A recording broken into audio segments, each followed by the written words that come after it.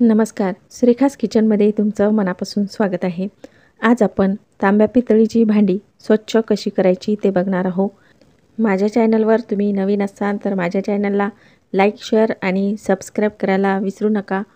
ही तेलकट भांडी असतात किंवा आपण दिवे लावतो तेव्हा ही खूप तेलकट होतात आणि अशा वेळेस आपण ही ठेवून दिल्यावर तर ही जास्तच आणखीन खराब होतात किंवा काळी पडतात, हिरवी पडतात।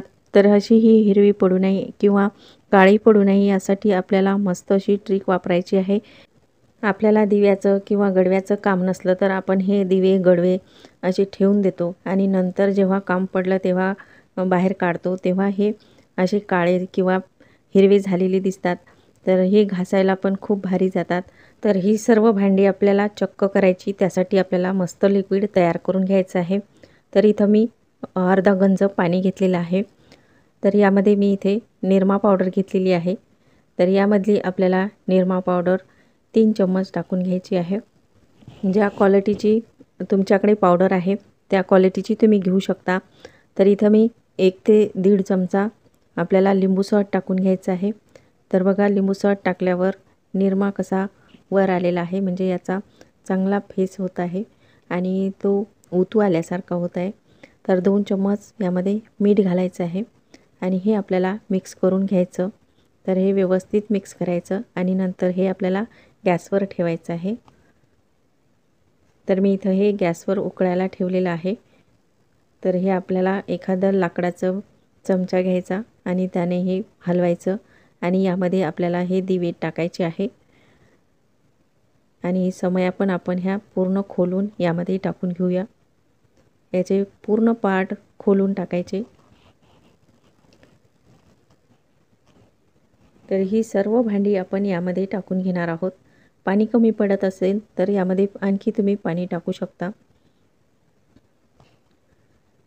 तर बघा, आता हे टाकल्याच आपले भांडे कसे चक्क होत आहेत।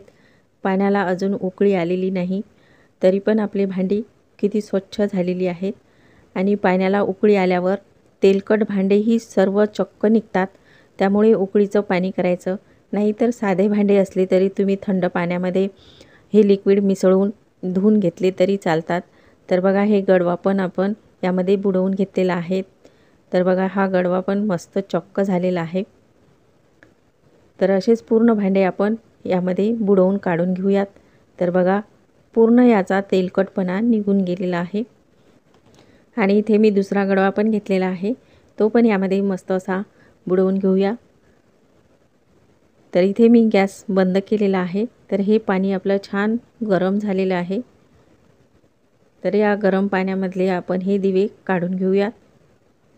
तर बघा, पाणी यामधलं किती हिरवं झालेलं आहे।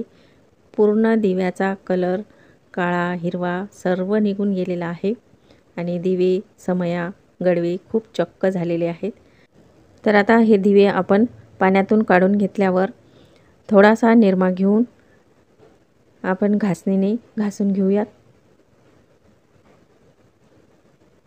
थोडंसंच घासून घ्यायचं काम आहे, जास्त घासायचं पण काम नाही, म्हणजे काही डाग वगैरे काही राहिले असतील तर ते असे घासून घेतल्यावर पूर्ण निघून जातात आणि भांड्याला चमकही खूप छान येते। त्यामुळे थोडंसं घासून घ्यायचं आहे।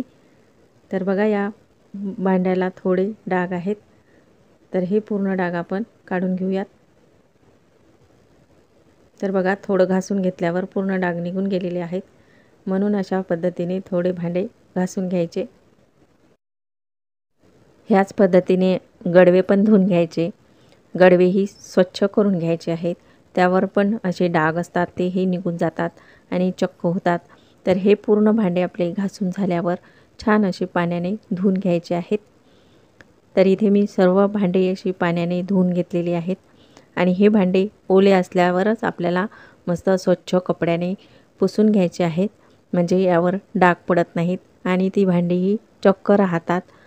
तर बघू शकता, दिव्याचा तेलकटपणाही निघून गेलेला आहे आणि गडवे पण खूप स्वच्छ झालेली आहेत।